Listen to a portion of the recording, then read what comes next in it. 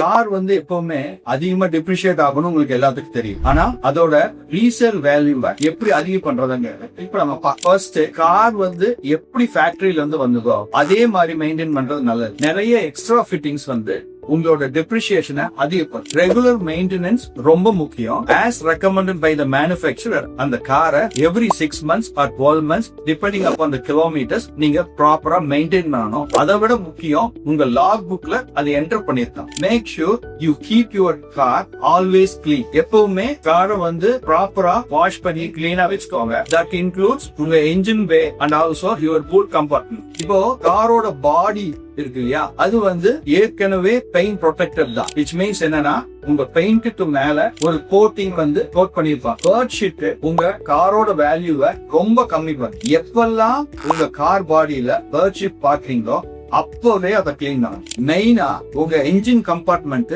எப்பவுமே கிளீனா இருக்கணும். அது மட்டும் இல்ல, if you see any oil leaks underneath, நீங்க கார் நிற்கும் போது உங்க கேரேஜ்லயோ இல்ல நிறுத்துற இடத்துலயோ ஆயில் லீக் ஏதாவது இருந்ததுன்னா யூ ஹேவ் டு அட்டெண்ட். அது உங்க காரோட டிப்ரிசியேஷனை ரொம்ப அதிகப்படுத்தும். Mainly any oil leaks or நீங்க வண்டி ஓட்டும் போது சின்ன சின்ன நாய்ஸஸ் இருக்கு அப்படின்னு சொன்னா அந்த noises now and then attend பண்ண பாருங்க.